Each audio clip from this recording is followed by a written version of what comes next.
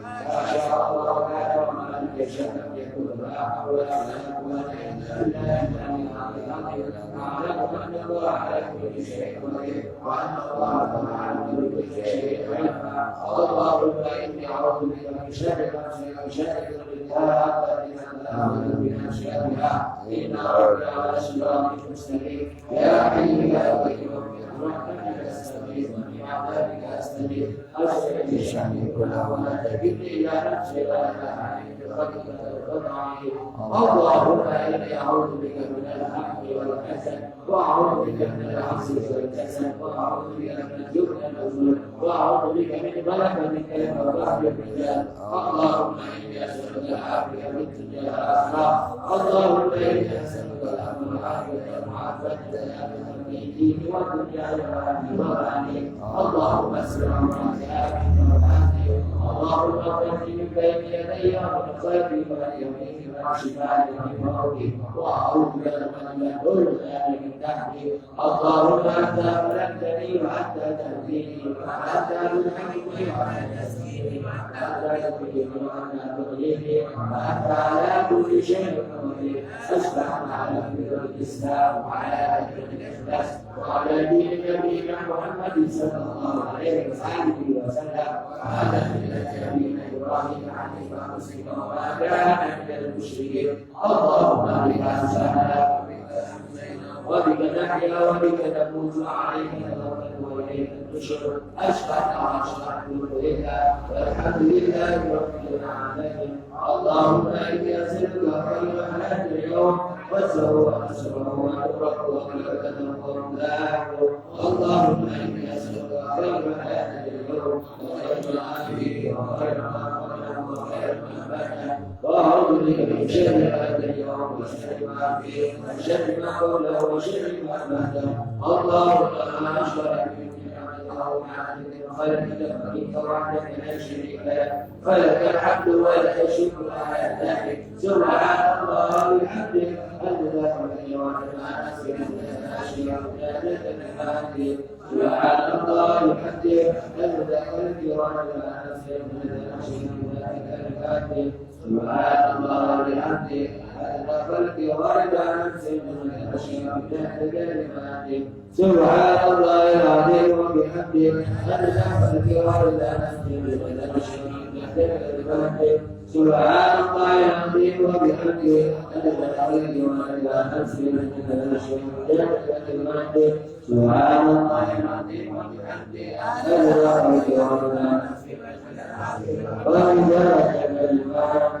سبحان الله عدد خلقه السماء سبحان الله عدد خلقه الدنيا سبحان الله عدد بين ذلك سبحان الله عدد الرحمن الحمد لله عدد خلقه السماء الحمد لله عدد خلقه بها الحمد لله عدد بين ذلك الحمد لله عدد خلقه لا إله إلا الله عدد خلقه السماء لا إله إلا الله عدد خلقه بها لا إله إلا الله عدد بين ذلك لا إله إلا الله عدد خلقه الله أكبر عدد خلقه السماء الله أكبر عدد خلقه بها الله أكبر عدد بين ذلك الله أكبر عدد خلقه لا حول ولا قوة إلا بالله العلي العظيم عدد خلقه السماء لا حول ولا قوة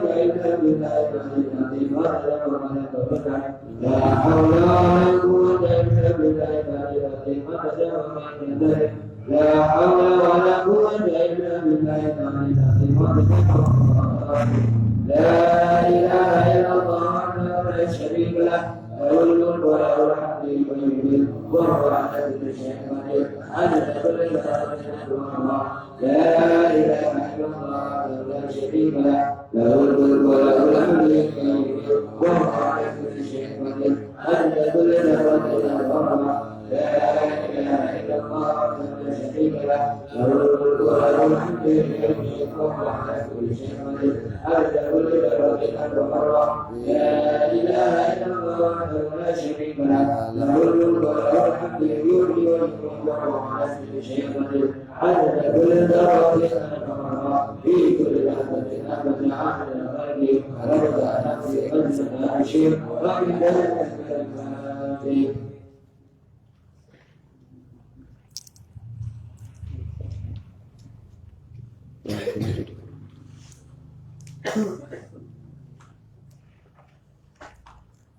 أيوة. بسم الله الرحمن الرحيم. اللهم إني أقدم إليك بين يدي كل نفس حضرة وطرفة يضرب بها أهل السماء كل شيء وكائن في علمك أو قد كان. أقدم إليك بين يدي ذلك كله. الحمد لله رب صل وسلم على سيدنا محمد وعلى آله وسلم أبدا عدد نعم الله. اللهم ربنا آتنا من لدنك رحمة وعلمنا من لدنك علما. سبحانك لا علم لنا إلا ما علمتنا إنك أنت. بسم الله الرحمن الرحيم. نويت التعلم والتعليم وتذكر والنفع والانتفاع والإفادة والاستفادة والحث على تمسك بالله العزيز وسنة رسوله والدعاء إلى الهدى والدلالة ابتغاء وجه الله تعالى ورضاه وقربه وثوابه سبحانه. اللهم صل على سيدنا محمد وآله وسلم. اللهم علمنا علما نفقه به أوامرك ونواهيك وارزقنا فهما نعرف به كيف نناجيك يا أرحم. اللهم إنا نسألك فهم النبيين وحفظ المرسلين وإلهام الملائكة. اللهم أغننا بالعلم وزينا بالحلم وأكرمنا بالتقوى وجملنا بالعافية أرحم الراحمين. اللهم إنا نستودعك ما أو نقرأه في هذا المجلس وما قبله وما بعده فاحفظه علينا حتى ترده إلينا وقت احتياجنا يا أرحم الراحمين. اللهم أكرمنا بنور الفهم وأخرجنا من ظلمات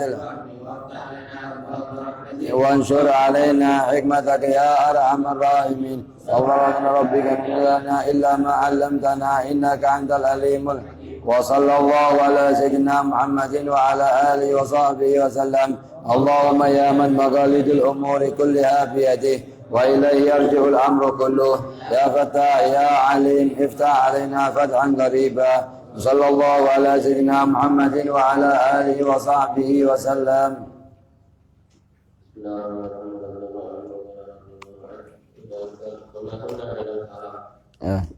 Bismillah, alhamdulillah, wassalatu wassalamu ala rasulillah Muhammad bin Abdullah wa ala alihi wa sahbihi wa mawalah. Rukun yang terakhir yaitu salam. Di dalam kita mengucapkan salam waktu salat, sebagaimana kita ketahui bahwa salam di salat itu dibagi menjadi dua. Ada namanya salam yang pertama dan salam yang kedua. Salam yang pertama adalah rukun daripada rukun-rukunnya salat. Kalau kita tinggalkan maka salat kita dihukumi tidak sah jika ditinggalkan dengan sengaja dan tahu hukum. Lain halnya salam yang kedua, maka hukumnya adalah sunnah. Dengan pengertian kalau kita hanya mengucapkan satu kali salam waktu kita salat fardu atau salat sunnah, maka hukum salatnya sah. Meskipun tidak mengucapkan salam yang kedua dengan tahu hukum dan sengaja. Karena hukumnya sunnah. Meninggalkan perkara yang sunnah dalam salat tidak bisa membatalkan salat. Yang bisa membatalkan salat itu adalah meninggalkan rukun atau meninggalkan syarat. Meninggalkan rukun atau meninggalkan syarat itu bisa membatalkan salat. Meninggalkan rukun seperti apa? Kita tidak baca salam sama sekali. La pertama wala kedua itu batal salatnya kita.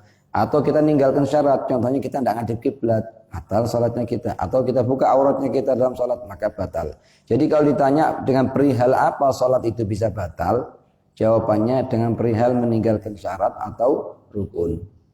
Kalau meninggalkan sunnah itu bukan termasuk hal yang membatalkan salat. Jadi begini,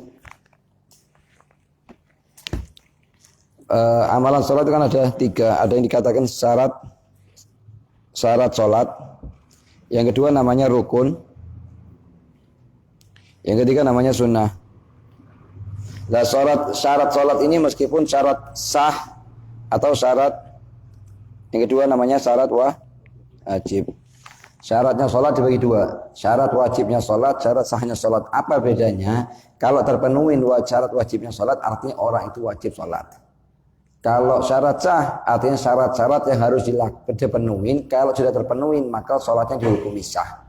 Ada kalanya wajib sholat tapi tidak sah. Kalau misalnya syarat sahnya tidak terpenuhi. Ada kalanya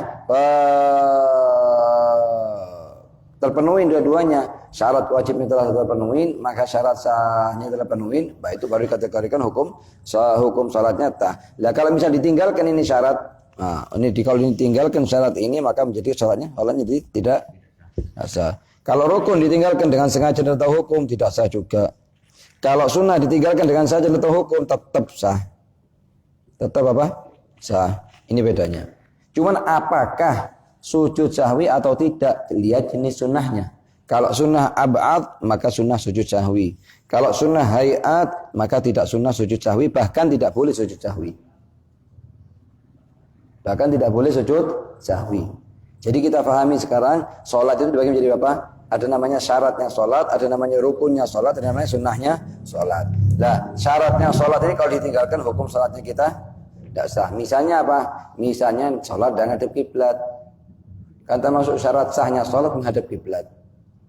Termasuk syaratnya sholat pakai wudu. Termasuk syaratnya sholat pakai nutup aurat. Nah kalau misalnya satu dari tiga ini tidak ditutup, tidak dikerjakan, maka hukum sholatnya dikategorikan tidak sah. Karena ninggalkan syarat bisa membatalkan, ninggalkan rukun bisa membatalkan, ninggalkan sunnah tidak membatalkan sholat. Ninggalkan syarat sunnahnya tidak membatalkan. Apakah kalau kita tinggalkan sunnah memang betul tidak membatalkan sholat, dengan artinya tetap sah? Apakah saya sunnah sujud sahwi? Ini sering ditanyakan. Kalau saya ninggalkan sunnah-sunnahnya sholat apa? Lah, kalau sekiranya sunnah ab'ad maka sunnah sujud sahwi. Kalau sunnah hayat maka tidak sunnah, bahkan tidak boleh untuk sujud sahwi. Kalau sujud sahwi karena meninggalkan perkara sunnah, maka hukum sholatnya dikategorikan batal. Ayo. Nah, sini kita bahas dari rukun 1 sampai nomor rukun 12. Yaitu apa? Yaitu mengucapkan salam, atau 13 mengucapkan salam. Sudah kita ketahui salam dalam sholat ini, salam dalam sholat dibagi dua. Ada namanya salam pertama sama salam kedua. Salam pertama hukumnya rukun. Salam kedua hukumnya sudah kita ketahui apa? Sunnah. Kecuali di dua masalah maka hukumnya haram. Yang salam yang pertama keluar waktu setelah salam pertama. Masalah yang kedua, kalau batal wudunya setelah salam pertama. Di dua masalah ini hukumnya jadi haram. Yang intinya apa? Intinya kalau kita rangkum semua dari awal sampai akhir, salam itu dibagi menjadi 3. Ada rukun, ada sunnah, ada haram. Ini sama perincian dengan kembali ke sini. Ya. Kapan rukun? Salam pertama. Kapan sunnah? Kalau tidak ada perihal yang dia menjadikan dia haram. Kapan haram? Di dua masalah. Boleh kita rangkum begitu supaya lebih memudahkan. Ya. Jadi intinya apa? Intinya sekarang kita akan membahas perihal-perihal yang disunnahkan waktu kita mengucapkan salam. Yaitu Assalamualaikum warahmatullah. Assalamualaikum warahmatullah. Alangkah indahnya, alangkah sempurnanya kalau waktu kita mengucapkan salam, kita tahu apa sunnah-sunnahnya dan kita amalkan. Bahkan sebagian dari sunnah-sunnah tersebut kita kerjakan tiap hari. Kendalanya satu, apa? Kita kerjakan tidak tahu kalau itu sunnah. Makanya selama ini kita tidak dapat pahala. Karena amalan sunnah itu tidak bisa kita mendapatkan pahalanya dari amalan sunnah, kecuali kita tahu itu sunnah dan kita kerjakan karena itu sunnah. Kita tahu ini sunnah dan kita kerjakan karena sunnah. Misalnya tiap hari orang duduk di masjid, tidak tahu namanya itikaf. Sudah duduk berjam-jam, bahkan berhari-hari, bahkan berbulan-bulan. Tapi tidak tahu namanya harus ada niat di itikaf itu. Kalau tidak ada niat, tidak sah. Karena Rasulullah mengatakan innamal a'mal binniyat. Lah, makanya kita baca sunnah-sunnahnya salam ini tujuannya apa? Ada perihal-perihal yang sudah kita ketahui. Jadi kita niatkan semata-mata karena sunnah. Atau belum kita ketahui, bisa kita mulai untuk kita amalkan dan dengan dasar ilmu. Yang dibutuhkan dalam sebuah ibadah adalah ilmu. Makanya betul katanya Imam Ghazali, barang siapa yang ngerjakan satu ibadah tanpa dasar ilmu, maka niscaya kesalahan yang dikerjakan akan lebih banyak daripada kebenarannya. Betul ya Pak ya? Satu, menoleh ke sebelah kanan pada salam yang pertama dan ke sebelah kiri pada salam yang kedua. Nah, menoleh ke sebelah kanan, semua orang, ayo coba 99,9% orang yang sholat mesti Assalamualaikum warahmatullahi. Assalamualaikum warahmatullahi. Loh kok kenapa kamu kok waktu salam kok noleh kanan noleh kiri? Oh saya ingat orang sholat ngerti kayak gitu. Bukan tahu karena ini sunnah. Bahkan sebagian dari mereka nganggap tidak sah salamnya kita kecuali noleh. Jadi kita harus tahu perihal itu noleh hukumnya apa. Kita punya dua perihal ya. Perhatikan penting ini. Dua perihal yang sekaligus kita kerjakannya. Perihal yang pertama namanya mengucapkan salam. Mengucapkan salam. Perihal yang kedua namanya noleh. Waktu mengucapkan salam. Ini dua perihal yang beda. Jangan jadikan satu kesatuan. Ini bukan satu kesatuan, tapi dua perihal beda, hukumnya beda. Kalau mengucapkan salam itu sendiri, dibagi menjadi dua. Ada kalanya salam pertama, salam kedua. Salam pertama hukumnya rukun. Hukum salam kedua hukumnya sunnah. Kecuali di dua masalah jadi haram. Ini harus difahami.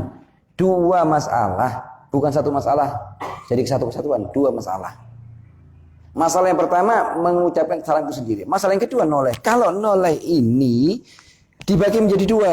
Ada kalanya noleh ini sunnah, ada kalanya haram noleh.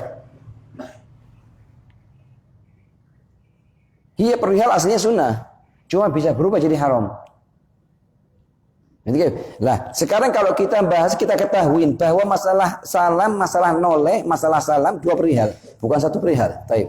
Setelah kita ketahuin bahwa ini masalah dua perihal, masalah yang pertama kita bahas dulu, mengucapkan salam. Mengucapkan salam dibagi dua. Salam pertama sama salam kedua. Salam kedua pertama rukun, salam kedua berarti sunnah. Artinya apa? Artinya kalau misalnya ada satu orang salat gini, Assalamualaikum warahmatullahi, Assalamualaikum warahmatullahi, hukum salatnya apa sah? Kenapa? Dia hanya meninggalkan perkara kedua. Perkara sunnah apa? Noleh kanan kiri. Ini noleh hukumnya sunnah. Masalah kedua, bukan masalah pertama. Yang sering terjadi di pemahaman thalabatul ilm, murid-murid pondok itu menjadikan dua masalah yang salah satunya fardu dan salah satunya sunnah menjadikan dianggap satu kesatuan. Sehingga begitu melihat orang sholat salam begini, Assalamualaikum warahmatullahi, Assalamualaikum warahmatullahi. Loh, kamu kok tidak noleh waktu salam? Tidak sah salamnya kamu. Lah kan? Ini sekarang mau masukkan hukumnya ini ke sini, mau masukkan hukumnya ini ke sini. Jadi harus kita fahamin bahwa kita punya dua perihal. Perihal pertama mengucapkan salam, lafaz yang kita ucapkan. Perihal kedua masalah noleh kanan kiri. Mau noleh kanan kiri. Nanti terjadi masalah juga bagi ini banyak cabang ini. Semuanya kembali kepada satu titik yaitu sunnah. Semua kembali kepada satu titik atau sunnah. Cuman ini masalah rukun. Rukunnya di mana? Di salam pertama. Jadi kalau kita simpulkan ini sunnah, yang masalah yang paling besar itu di sini. Di mengucapkan salam pada yang pertama, itu yang rukun. Mengucapkan salam yang pertama itu yang rukun. Gitu. Jangan sekali-kali dua masalah dicampur. Nah, ya terus ini katakan apa? Lah, sekarang perhatikan ya. Perhatikan, ente perhatikan betul. Mengucapkan salam sama noleh di masalah salam. Mengucapkan salam hukumnya kalau salam pertama rukun, faham. Salam kedua hukumnya sunnah, paham. Kecuali di dua masalah hukumnya jadi haram. Alas kita fahamin. Kita punya perihal kedua. Perihal kedua yaitu hukum noleh waktu kita salam. Noleh waktu salam hukumnya sunnah. Kapan? Selain di masalah yang haram.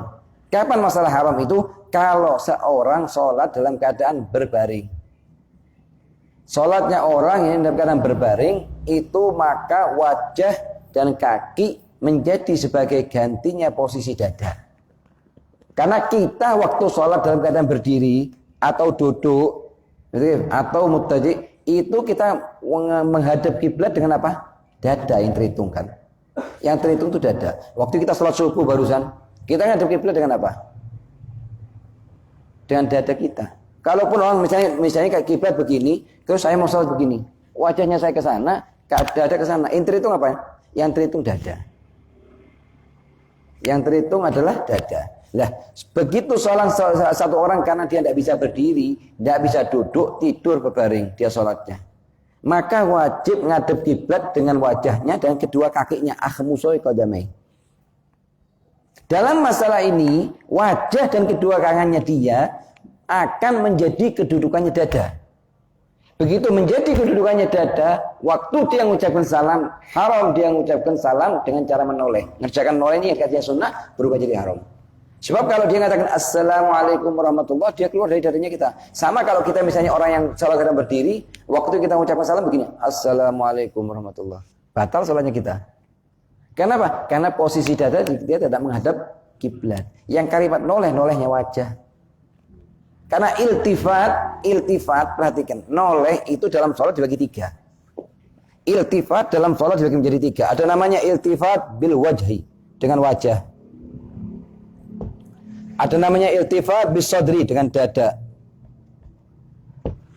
Ada namanya iltifat bil qalb, dengan hati. Orang noleh di sholat itu dibagi 3. Noleh dengan wajah, noleh dengan dada, noleh dengan hati. Noleh dengan wajah waktu sholat dibagi menjadi 2. Ada kalanya makruh, ada kalanya sunnah. Noleh dengan wajah. Ini kita bicara, tidak bicara dada. Kita tidak bicara hati, kita bicara wajahnya kita nih. Ini namanya noleh, ke atas, ke bawah, lihat sana, lihat sini. Ini noleh namanya. Lah, noleh dengan wajah. Hukumnya apa? Ada kalanya makruh, ada kalanya sunnah. Sunnah kapan? Ketika akan salam, mengucapkan salam. Ketika akan mengucapkan salam, maka hukumnya noleh, hukumnya sunnah. Kecuali kalau sholatnya dalam posisi berbaring, maka haram. Yang kedua, noleh makruh selain salam tanpa udzur. Selain salam tanpa udzur, maka hukum noleh makruh. Haram, tidak haram. Batalkan sholat, tidak batalkan sholat. Kenapa? Karena dia tidak noleh dengan dada, hanya noleh dengan wajah. Oke, hanya noleh dengan wajah. Yang kedua, noleh dengan dadanya dia. Ini batalkan sholat. Yang ketiga, noleh dengan hati. Karena menurut fuqaha, para ahli fikih, dia tidak batalkan sholat, hanya makruh aja. Artinya apa? Noleh dengan hati, tidak khusyuk. Badannya sama bajunya semuanya di masjid, hatinya di pasar. Atau di jalan, atau lagi kerja di toko. Misalnya ini.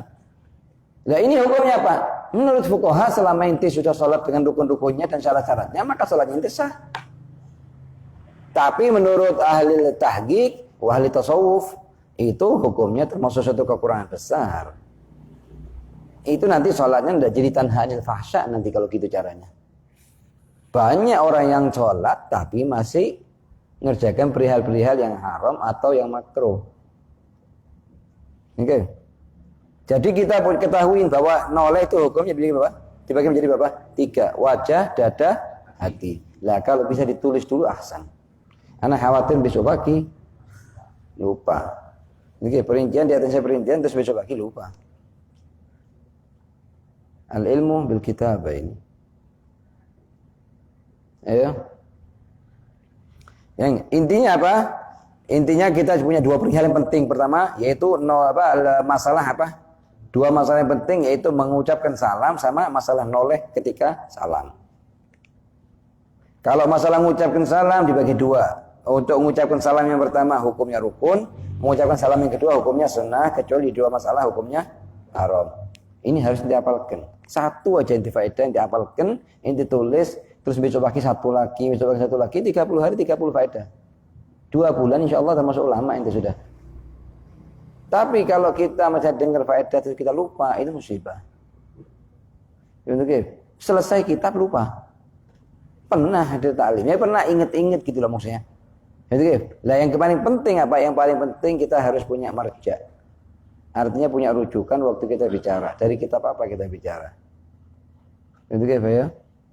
Yang kedua apa? Masalah apa? Masalah pembagian noleh. Noleh itu dibagi menjadi wajah, dada, hati. Jadi kalau kita noleh di sini bisa kita masuk ini 3 ini masukkan ke sini bisa. Mecah jadi 3. Oke. Kemudian wajah dipecah jadi 2, dada dipecah jadi 1, hati 1. Oke.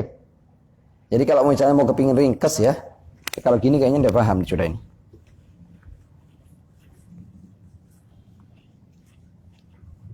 Perhatikan, ini yang singkat ini.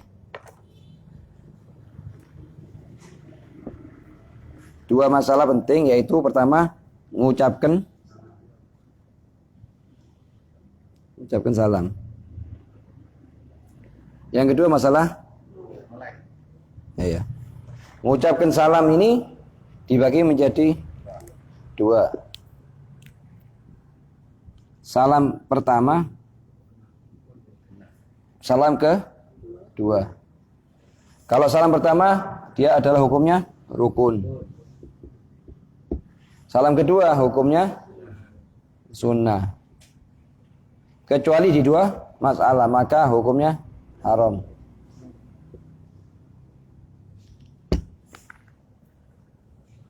Nah, masalah noleh dibagi menjadi 2, 3. Noleh dengan wajah, noleh dengan dada, noleh dengan hati. Noleh dengan wajah dibagi menjadi 2. Yang pertama makruh. Yang kedua sunnah. Makruh selain salam tanpa udzur. Yang kedua sunnah ketika salam selain orang yang sholat dalam keadaan berbaring.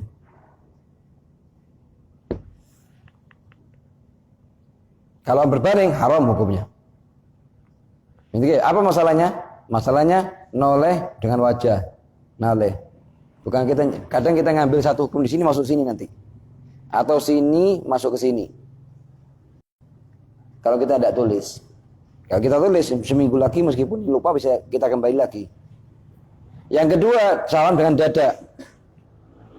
Hukumnya apa? Bisa membatalkan sholat. Bisa membatalkan sholat. Oke. Yang ketiga dengan hati, hukumnya apa? Makruh. Tidak batal sholatnya ente. Oke. Apa artinya iltifat dengan hati? Iltifat dengan hati artinya memikirkan perkara selain sholat. Oke. Sebab disebutkan dalam sebuah hadis, kalau seorang hamba noleh dengan wajahnya, ini wajah ya, perhatikan. Noleh dengan wajahnya gitu tanpa ada udzur, hanya ngeliat gini. Siapa yang masuk, siapa yang keluar, siapa sampingnya, nganu apa di sampingnya. Kadang orang sholat sibuk ngurusin orang sampingnya sholat kenapa? Nah itu noleh, itu Allah mengatakan kepada dia. Ilaman taltafid ya abdi, ilaman huwa khairum minni. Wahai hambaku, noleh ke siapa kamu? Kepada zat yang lebih afdal daripada aku? Kalau noleh kedua kali, Allah mengajarkan hal yang sama. Ilaman taltafid ya abdi. Noleh kepada siapa wahai hambaku? Ilaman huwa khairum minni. Apakah kamu noleh kepada zat yang lebih afdal daripada aku? Kalau noleh tetap ketiga kali, a'radallahu anhu. Allah ninggalkan dia sudah. Ini katanya Imam Haddad dalam kitabnya beliau mengatakan ini kalau orang noleh dengan wajahnya, apalagi noleh dengan hatinya. Hatinya sama Allah pas noleh dengan wajahnya. Wa kaifal hal man iltafat bi qalbihi. Bagaimana keadaan orang yang sholat tapi hatinya kanan kiri. Makanya katanya sebagian salaf ada orang sholat 20 tahun dia sholat. Tapi belum pernah satu kali dia sujud dengan hatinya. Hanya sujud dengan kepalanya tok. Dari segi hukum fikih sah. Tidak wajib diqadha. Cuma dari segi ahli tahqiq itu masuk kekurangan yang besar. Ayo. Jadi minta tolong ini tulis dulu. Supaya apa? Supaya tidak lupa. Ayo. Kalau misalnya kelamaan saya kasih cara yang lebih ringkas apa difoto. Oke. Cuman kalau ditunda di rumah, nah khawatir itu kerjaan numpuk. Ada orang kadang ngerekam. Ya, waktu ingat kata Habib Zain di Ayam Merubah di pondoknya Pak Habib Zain, itu direkam, ditaruh nomor 1, nomor 2. Oke. Kalau anak kurang setuju, kalau mau sistem ngerekam ini hanya sebatas untuk kita langsung dengarkan setelah pulang ke rumah. Tapi kalau ditunggu nanti, pokoknya kita ada rekamannya dulu, tidak manfaat. Anak punya sekitar 400 GB rekamannya Habib Zain sampai sekarang jujur tidak pernah dengarkan. Kenapa? Karena anak waktu itu setelah daras taklim sama Habib Zain langsung anak dengarkan hari itu juga anak pindah. Kalau ditunda tambah banyak, tambah berat sudah. Sekarang setiap satu daras 1 jam. Mau dengarkan nanti sudah kekumpulkan sekian bulan. Kapan dia mendengarkan? Tapi hari itu juga anak bereskan dulu. Dari sini istighfar. Aku gunakan bagus, termasuk salah satu nikmatnya Allah di akhir zaman ini kita dikasih alat rekam ini. Jadi pulang ke rumah masih bisa ngulang yang tadi tidak konsen karena suaranya sudah motor mobil ini. Dan itu bisa didengarkan lagi ditulis. Seminggu aja. Futsal Fadilah. Oke, bisa jadi kitab sendiri itu. Perincian tadi itu. So kalau tidak nanti kita lupa lagi. Ini sekarang kalau dibiarkan 2 hari sini nyampur ke sini nanti ini. Hari 10 hari lagi sebagian hilang. 20 hari lagi dulu Anda pernah dirincikan. Bas. Apa rinciannya tidak ada sudah. Lah begitu, bukan di masjid ini ya. Semuanya pondok, semuanya talabatul ilmi begitu sudah sistemnya. Jadi ada namanya wajib bawa kertas sama pulpen, tulisan. Setelah itu pulang ke rumah dipelajari lagi apa begini. Terus ditinggalkan enggak, tiap hari dipuja terus. Ditambah. Ayo. Sampai pipinya terlihat oleh makmum yang di belakang. Sekarang kita noleh ini waktu kan, perhatikan kita di mana sekarang masalahnya. Sebab kalau kita paham titik masalahnya, perinciannya kita paham. Ini sekarang yang dipermasalahkan kita sekarang ini sunnahnya waktu noleh, yaitu nolehnya dengan wajah yang kategorinya hukumnya sunnah. Jadi ini di sini, gini posisinya di sini. Kita di sini posisinya, bukan di sini nih. Semua ndak ini. Sama kayak kamu ditanya sekarang, kamu di mana? Di Indonesia. Mafhum mana di Indonesia? Cuman di mana Indonesia-nya? Jawa Timur. Anak ngerti di Jawa Timur. Di mana di Jawa Timurnya? Di daerah Jember. Ngerti Jember? Mana Balung? Di mana Balungnya? Wetan Kali. Di mana Wetan Kalinya? Wetan Kali besar sampai muter-muter Wetan Kali. Itu kan di Masjid Raudhah. Inti bisa menentukan di mana posisinya inti berada. Jadi permasalahan yang kita bahas sekarang, titiknya di sini, kebagi ke sini, bukan ke sini dan masuk sini. Dan masuk sini dan bukan termasuk golongan yang ini. Di sini posisi kita sekarang. Yang kita bahas sekarang masalah noleh. Oke, salah satu daripada sunnah-sunnahnya salam noleh. Oke, lah posisi gimana cara nolehnya kita? Oke, sampai bibir kita ini terlihat oleh sampingnya kita, bukan oleh gini. Sedikit nih, dia ada kelihatan, enggak sampai gini. Oke, atau lebih enggak? Ini ya. Masalah dalam rukun salam dari sholat. Masalah dalam rukun salam dari sholat. Jika menoleh ke sebelah kiri pada salam yang pertama. Nah, sekarang kan kita ketahui ya. So, perhatikan ya. Ini masalah noleh di sini cabangnya. Cabangnya kita mau keluarkan dari sini. Selain sini dulu. Yang pertama kita sunnah noleh kemana? Kanan. Yang kedua kiri. Yang kedua yang pertama. Nah, kalau misalnya dibalik. Kalau misalnya dua-duanya di kanan atau dua-duanya di kiri, bagaimana hukumnya? Ini yang akan kita bahas sekarang di sini posisi kita masalah. Masalahnya kita di sini sekarang. Berarti apa ya? Diulang aja. Jika menoleh ke sebelah kiri pada salam yang pertama. Pada salam pertama dia mestinya kanan tapi kiri. Assalamualaikum warahmatullahi. Nah, yang kedua dijadikan kiri atau dijadikan kanan? Sebab kalau kita jadikan kanan, kita ninggalkan 2 sunnah. Kalau kita jadikan kiri, kita ninggalkan sunnah 1 tok. Tadi yang kanan dari kasih salam. Nah ya, Maka salam yang kedua sunnah ke sebelah kiri. sebelah kiri juga. Sebab kalau kita jadi ke sebelah kanan, 2 sunnah kita tinggalkan. Ahsan meninggalkan 2 wala 1. Ini orang dari pertama sudah salah. Assalamualaikum warahmatullah. Nah, ke kiri. Keduanya yang mana? Ke kiri, jangan ke kanan. Supaya apa? Ninggalkannya cuma 1 tok. Kalau enggak, kanan kiri ditinggalkan. Ada sebagian lupa. Assalamualaikum warahmatullah. Loh, kok ke kiri? Ngulang sholat lagi. Allahu Akbar. Kenapa? Nyampur sini ke sini. Dia hanya perkara sunnah, dia anggap masukkan ke sini sehingga begitu dia capek dia sholat lagi 4 rakaat. Yang nyuruh ente sholat lagi siapa? Ada yang lupa begitu. Assalamualaikum. Ya Allah, salamnya. Bangun, silakan lagi sholat. Sebetulnya kalau ditambah ilmu sedikit aja tidak taat di sholat 4 rakaat lagi.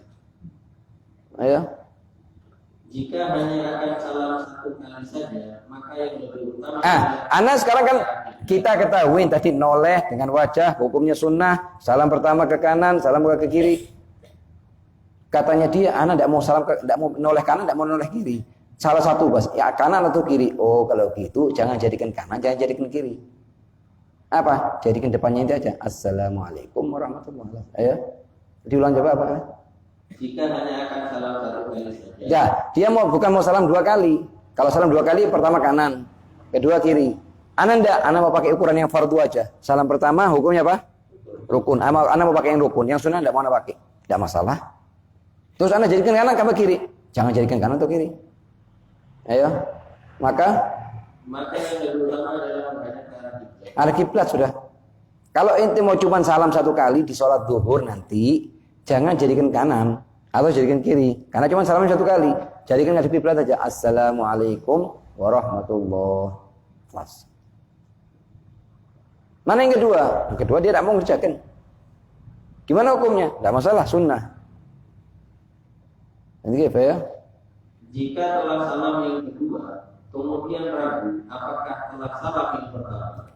Sekarang dia mengucapkan Assalamualaikum warahmatullahi. Assalamualaikum pas di posisi salam kedua ini. Assalamualaikum warahmatullahi. Ragu dia. Loh, tadi salam yang pertama itu betul apa kurang? Sekarang noleh kemana sekarang ini? Ke kiri apa ke kanan? Nanti apa ya? Maka kedua salam tersebut Diulang. Kedua salam diulang. Kalau sudah, kenapa? Karena kalau ragu yang pertama itu rukun. Yang kedua hanya cabang sunnah dari rukun tersebut. Maka apa hukumnya? Diulang dua-duanya. Gimana gambarannya masalahnya? Z ini salam yang pertama gini. Assalamualaikum warahmatullahi. Assalamualaikum warahmatullahi. Lah, setelah salam yang kedua ini dia ragu apakah salam pertama sah atau belum, atau ada kurang lafaznya dan lain-lain. Hukumnya apa? Diulang 2 kali. Assalamualaikum warahmatullahi. Assalamualaikum warahmatullahi. 2 kali. Ayo. Jika salam yang pertama dan kedua masing-masing ke arah kanan atau arah kiri. Yang pertama ke kanan. Assalamualaikum warahmatullahi. Yang kedua, Assalamualaikum warahmatullahi. Ke kanan juga.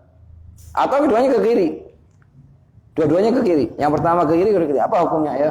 Atau ke arah kiblat. Atau ke kiblat. Assalamualaikum warahmatullahi. Assalamualaikum warahmatullahi. Ayo. Maka hukumnya adalah Khilaful aula bas. Tidak sampai batalkan sholat. Kalau sudah ceritanya khilaful aula, jangan itu ingkar dia. Kecuali dengan dasar nasihat, hanya ngasih masukan, tidak masalah. Oh tidak sah sholatnya inti. Muskilah ini. Musibah besar. Begitu kita ngelihat orang yang salam kayak gini, Assalamualaikum warahmatullahi wabarakatuh, Assalamualaikum warahmatullahi wabarakatuh, tidak noleh. Oh sholatnya kamu tidak sah, harus diulang lagi. Kenapa tidak noleh waktu salam tadi? Menjadikan hukumnya sunnah menjadi hukumnya fardu. Itu apa ya? 2. Menambah lafaz warahmatullah setelah lafaz assalamualaikum. Hukumnya adalah sunnah. Anda kalau cuma mengucap assalamualaikum, assalamualaikum, tidak masalah. Nambah wa barakatuh hukumnya sunnah, ditambah alhamdulillah salatnya sempurna, tidak ditambah salatnya tetap sah. Meskipun tidak ditambahnya karena sengaja atau tidak sengaja. Kami kalau wa barakatuh itu assalamualaikum warahmatullah. Nambah warahmatullah hukumnya apa? Sunnah. Kalau nambah wa barakatuh Tidak sunnah menurut pendapat yang mu'tamad. Meskipun salat fardu atau salat sunnah, kecuali salat jenazah, menurut pendapatnya Imam Ibnu Hajar, sunnah ditambah wabarakatuh. Ayo. Menambah lafaz wabarakatuh tatkala salam dari salat, hukumnya adalah sunnah menurut sebagian ulama. Seperti Ibn Hajar. Ayo. Sedangkan menurut pendapat Imam Ibnu Hajar, sunnah ketika salat jenazah bahasa Ibn Hajar. Kalau pendapat yang mu'tamad tidak sunnah. Sebagian ulama mengatakan sunnah. Assalamualaikum warahmatullahi wabarakatuh. Assalamualaikum warahmatullahi wabarakatuh. Ini kalimat nambah wabarakatuh. Menurut pendapat yang pertama tidak sunnah. Ada sebagian ulama mengatakan sunnah. Ibn Hajar hanya mengkhususkan sunnahnya di salat jenazah. Ayo. Memisah antara salam yang pertama dan yang kedua dengan ukuran membaca sunnah. Ya, itu sunnah. Assalamualaikum warahmatullahi. Kembali lagi. Tunggu dulu seukuran subhanallah baru ucapkan assalamualaikum warahmatullahi. Jangan lo sambung. Kalau mau sambung tidak masalah. Assalamualaikum warahmatullahi. Assalamualaikum warahmatullahi. Kadang orang gitu. Disambung, tidak dikasih jarak sama sekali sedikit pun tidak. Sunnah yang tipis antara keduanya dengan ukuran subhanallah. Jangan keburu-buru. Al-mahlak. Al-mahlak itu pelan-pelan. Betul. Sebab kalau tidak perhatian bakal terus kayak gitu. Assalamualaikum warahmatullahi. Assalamualaikum warahmatullahi. Ninggalkan sunnah sudah. Apa yang ditinggalkan? Memisah antara salam pertama dan salam kedua seukuran subhanallah. Ayo. 4. Tatkala mengucapkan salam diniatkan untuk memberi salam kepada semua Bas waktu. Ini baca ini. Bentar.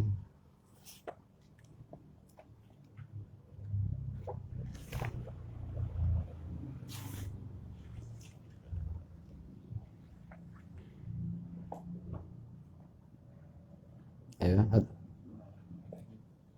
Hari ini kita baca bukan budur sa'adat, tapi kita baca perihal yang penting, yaitu hukum melakukan sholat qadha di akhir Jumat di bulan Ramadan. Karena 2 hari lagi kita ngadepin sholat Jumat, itu Jumat terakhir di bulan Ramadan. Supaya kita kalau mau mengerjakan sholat qadha, insya Allah kita tetap kerjakan di rumahnya Habib Abdullah bin Umar. Setelah sholat Jumat setengah jam kita kumpul, barang siapa ingin sholat fadhol, barang siapa yang tidak ingin sholat tidak masalah.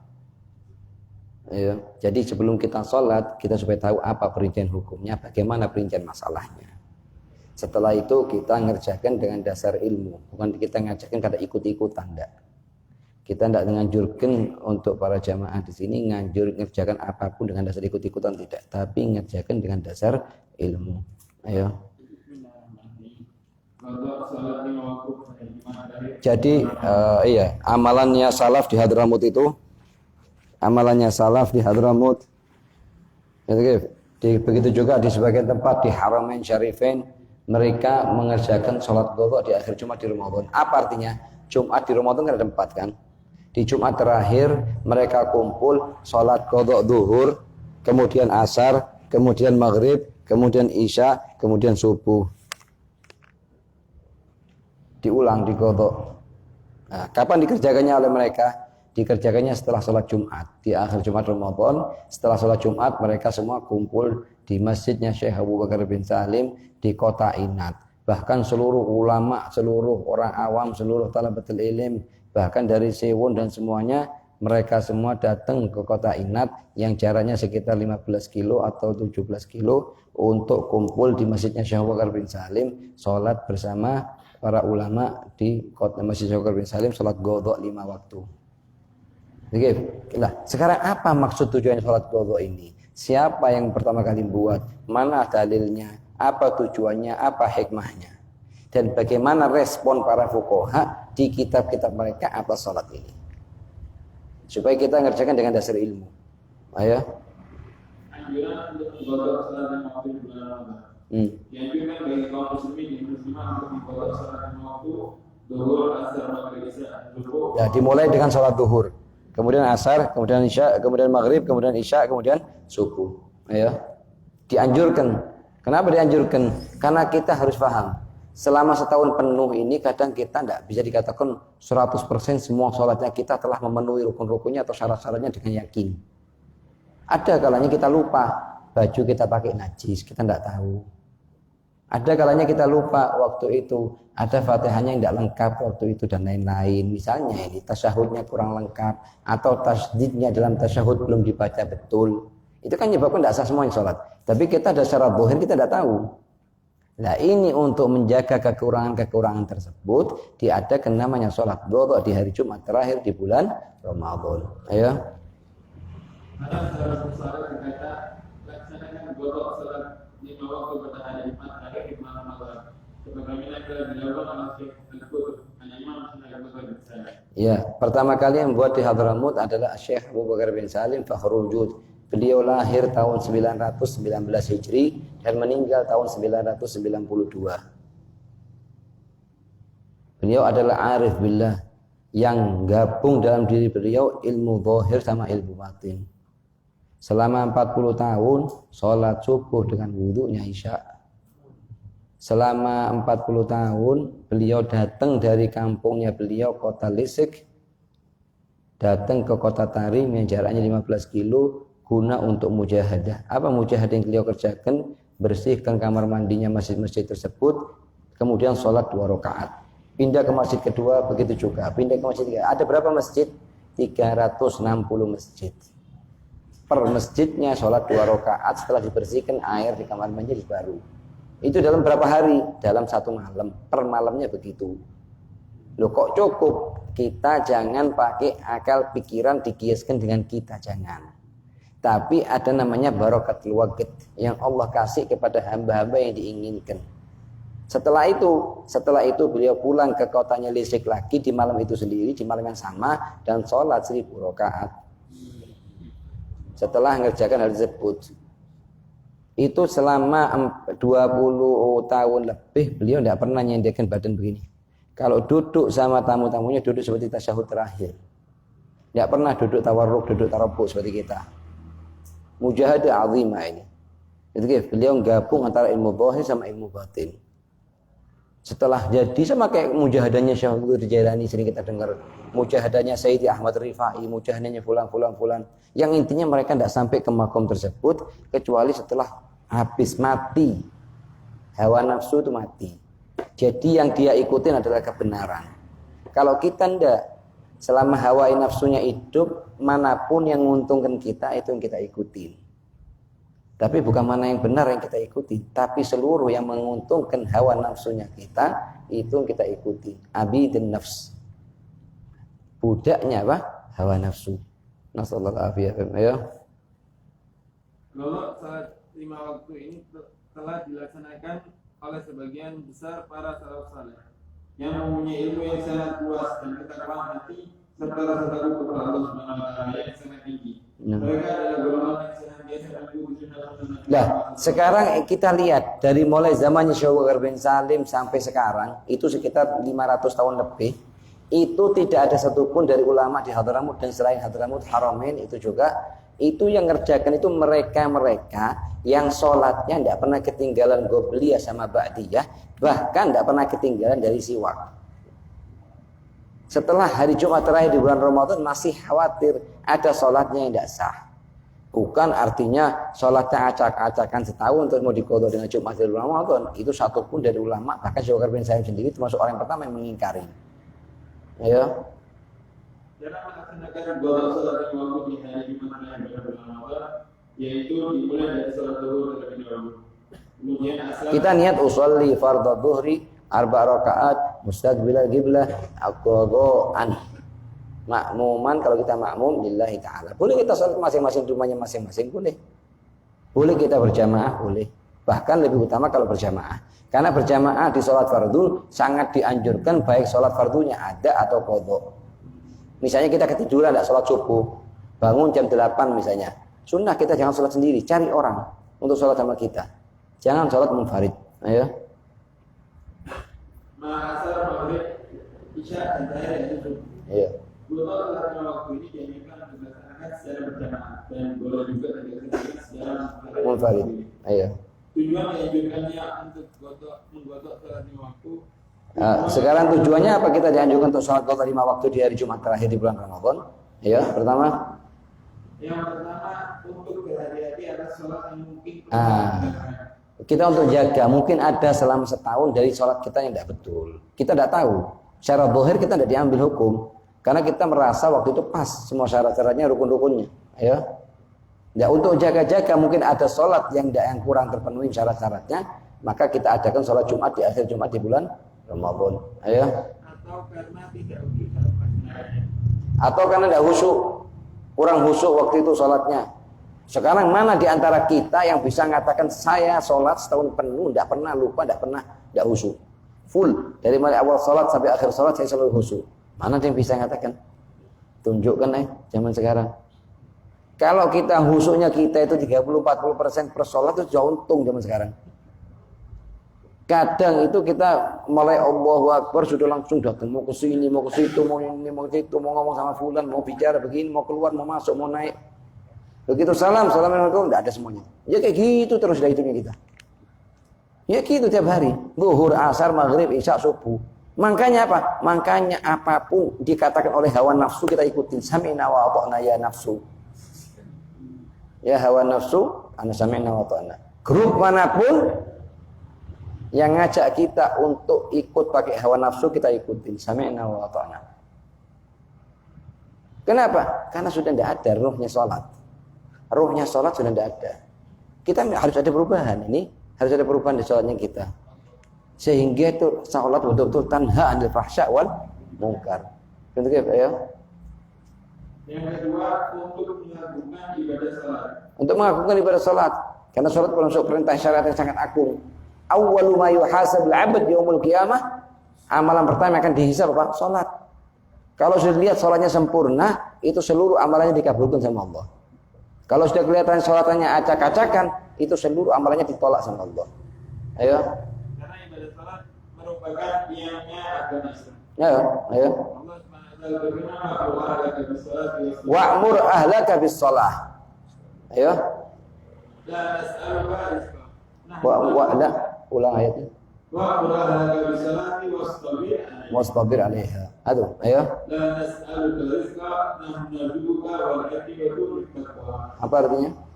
Artinya, dan perintahkanlah keluargamu untuk mendirikan salat dan bersabarlah kamu dalam mengerjakannya. Nah. Kami tidak meminta rezeki kepadamu, akan tetapi kami lah yang memberimu rezeki. Ya, mana Allah merintahkan kita sholat, merintahkan kita untuk merintahkan anak keluarga kita untuk sholat, bukan karena Allah malah butuh dengan sholat kita. Allah tidak butuh dengan sholat kita, wala puasa kita, wala sedekah kita, wala haji kita, wala apapun yang kita kerjakan. Tapi kita butuh pahalanya Allah Subhanahu wa Ta'ala. Itu ya? Kami lah yang memberi rezeki kepadamu, balasan. Nah, kalau sudah merupakan tiangnya agama, artinya usahakan perkuat itu tiang.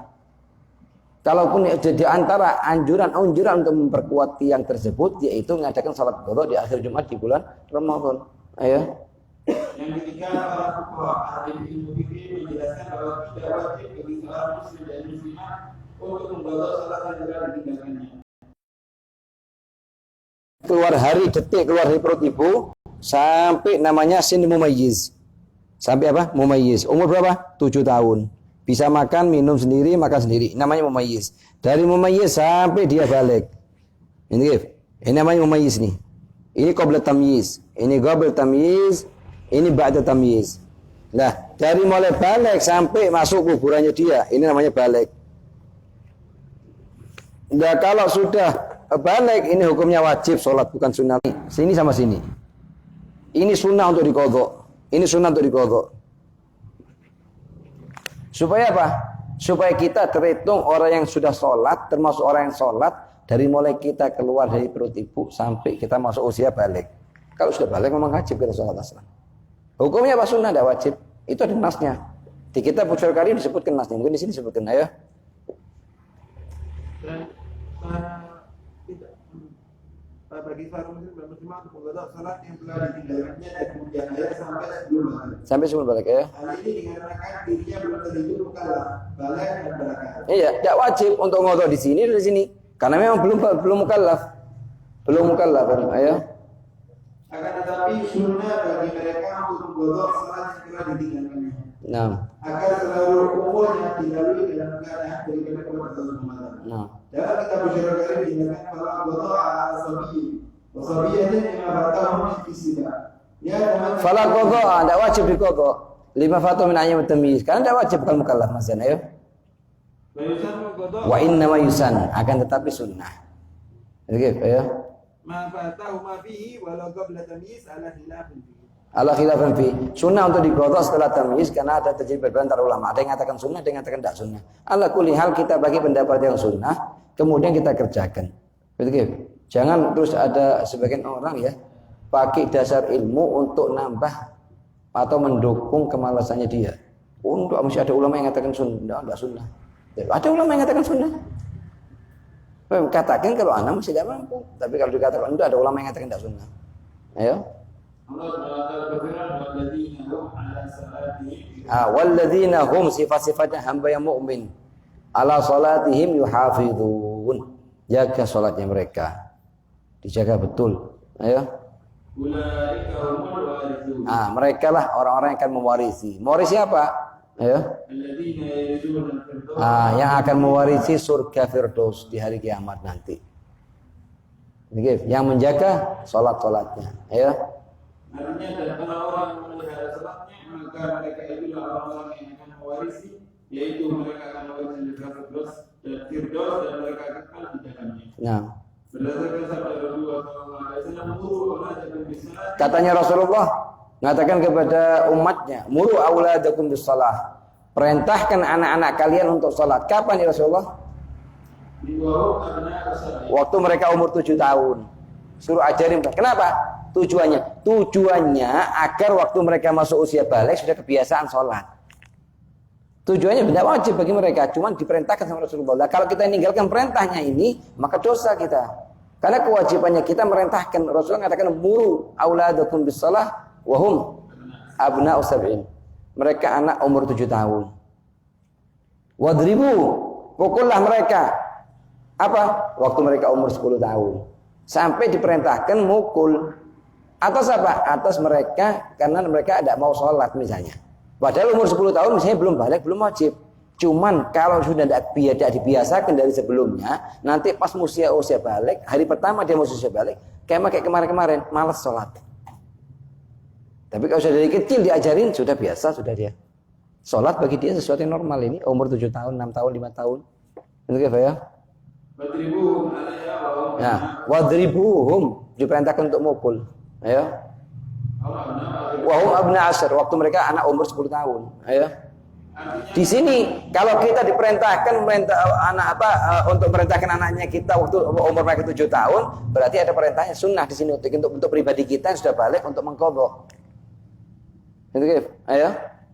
Perintahkan anak-anak kalian untuk melaksanakan salat ketika mereka berusia 7 tahun. Nah. Dan pukullah mereka jika tidak melaksanakan salat ketika mereka berusia 10 tahun. Nah. Tapi kalau sudah dipukul masih nakal anak itu tidak mau sholat, dibiarkan tapi didoakan. Jangan dipukul dengan ukuran sehingga mengeluarkan darah di tangannya gini dia tidak. Tapi kita biarkan, kita doakan dapat hidayat. Oke, kita dapat hidayat ini. Doanya orang tua ke anak sama kayak doanya Nabi Muhammad kepada umatnya. Artinya mustajab. Betul ya? Lain halnya jika seseorang yakin telah menjalankan salat fardu pada saat usianya telah balik, maka wajib baginya untuk mengqadha.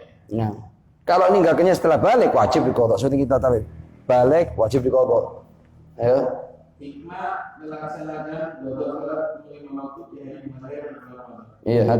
Hikmah melaksanakan qadha salat lima waktu di hari Ramadan adalah karena bulan Ramadan. Ya, kenapa kok dipilih bulan Ramadan? Kenapa kok bukan Sya'ban atau lainnya? Karena bulan Ramadan paling mulianya bulan. Kenapa kok dipilih hari Jumat? Karena hari Jumat Sayyidul Ayyam. Kenapa kok dipilih Jumat terakhir? Supaya termasuk thuluthul akhir. 10 hari terakhir di bulan Ramadan lebih utama daripada 10 pertama atau kedua. Ini hikmah. Kenapa kok dikerjakannya setelah sholat Jumat? Karena setelah melakukan sholat yang paling agung dalam seminggu yaitu sholat Jumat. Jadi semuanya fadilah. Fadilahnya bulan, fadilahnya hari, fadilahnya waktu. Di tempat yang sangat mulia kita kerjakan tempat itu. Supaya apa? Mudha'afatul a'mal. Pahalanya itu bertambah, berlipat ganda. Ayo. adalah kata bulan Ramadan merupakan bulan yang paling mulia. Nah, Dan pahala amalan fardu yang dikerjakan pada bulan Ramadan adalah dikatakan menjadi 70 kali lipat. Nah, ini pahala juga di bulan Ramadan 70 kali lipat. Kalau kita sholat di Rejab, di Syaban boleh, enggak masalah. Mau sholat qadha zuhur asar di bulan Rajab Syaban enggak masalah. Cuma di bulan Ramadan utama. Karena diberikan 70 kali lipat. Ayo. Rasulullah sallallahu alaihi wasallam bersabda, "Man adda fihi fariidatan kana kaman adda 70 fariidatan." Nah, barang siapa yang mengerjakan fariidah di bulan Ramadan sama kayak mengerjakan 70 fariidah di selain Ramadan. Itu makanya oleh salafus saleh dipilih di bulan Ramadan. Ayo. Adapun hikmah dilaksanakan pada sholat lima waktu ini di hari Jumat adalah karena hari Jumat merupakan hari yang paling mulia dalam semasa seminggu. Halo, ayo. Rasulullah SAW bersabda, "Sayyidul ayyam yaumul Jumat." Ayo. Pemimpinnya hari dan itu adalah hari Jumat. Adapun hikmah yang dilaksanakan pada sholat lima waktu ini di hari Jumat terakhir pada bulan Ramadan adalah karena 10 hari terakhir pada bulan Ramadan merupakan hari dibawanya sholat Ramadan dan Jadi bulan Rajab permulaannya keutamanya di 10 bulan Dzulhijjah permulaannya di 10 hari pertama. Kalau bulan Syaban di permulaannya di 10 hari kedua. Kalau bulan Ramadan 10 hari terakhir. Ayo, paling mulia daripada 10 hari pertama atau 10 hari pertama kedua. Ayo. dan juga supaya penutupan amal di bulan Ramadan diakhiri dengan amalan yang mulia yaitu dengan cara melaksanakan salat. Iya. Bersabda Rasulullah bahwa syahrul awwaluhu rahmah. Syahr katanya Rasulullah mengatakan bulan Ramadan itu permulaannya 10 hari pertama rahmatnya Allah. Yang kedua Mawasatuhu maghfirah. dan pertengahannya ampunannya Allah. Yang ketiga Wa akhiruhu itqun min. yang ketiga adalah pembebasan dari neraka jahanam. Begitu ya? Adapun hikmah yang dihadirkan dalam sholat ini secara berjamaah adalah karena para Bas. sholat berjamaah. Bas cukup. Kita lanjutkan besok. Wassallallahu ala sayyidina Muhammadin nabiyil ummi wa ala alihi wasallam.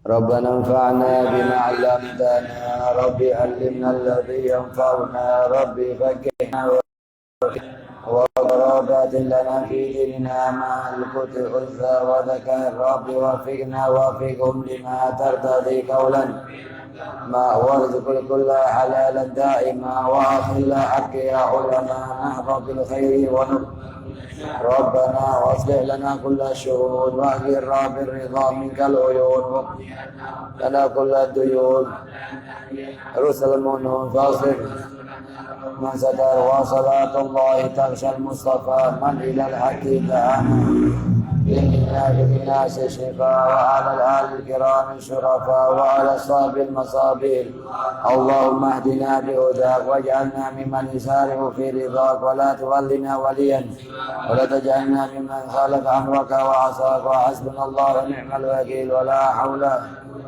بالله العلي العظيم ولا على سيدنا محمد وآله وصحبه وسلم رب العالمين عدد رحمة عبد عدد خلقه ورضا نفسه الفاتحة للحبيب رسول الله محمد بن عبد الله ثم إلى روح أبائه وإخوانه من الأنبياء والمرسلين ثم على جميع أهل بيت رسول جميع أصحاب رسول جميع ساداتنا حتى الإمام الشافعي وجميع أمة الكبار الشافعي وجميع الأمة المحمدية ثم إلى روح الحبيب عبد الله بن عمر فبطل بن إدريس بن سيد وعلى بن عبد الله والشيخ بن عبد الله محسن بن عبد الله طه بن عبد الله علي بن عبد الله علي بن عبد الله عمرو بن عبد الله الحبيب بن محمد وبلغ من طيب فضل ثم إلى روح أموات الحاضرين خاصة وأموات المسلمين عامة أن الله يغفر لهم ويرحمهم ويسكنهم الجنة وينفعنا بهم وبعلومهم وأسرارهم والهلول الحبيب زمن وإنسان مريم ولا محمد الحدار ولا جميع والوالدين الحبيب زين المسلمين وجه وحبيب مشهور بن حفيد ولا حبيب سيد محمد بن عبد المالك وحبيب سالم بن عبد الله شاطري أن الله يغفر لهم ويرحمهم ويسكن الجنة فعنا بركاتهم وأسرارهم وأنوارهم في الدين والدنيا والآخرة وإلى حضرة النبي سر الفاتحة من الرحمن الرحيم مالك يوم الدين نستعين اهدنا الصراط المستقيم صراط الذين أنعمت عليهم. Ada yang punya pertanyaan?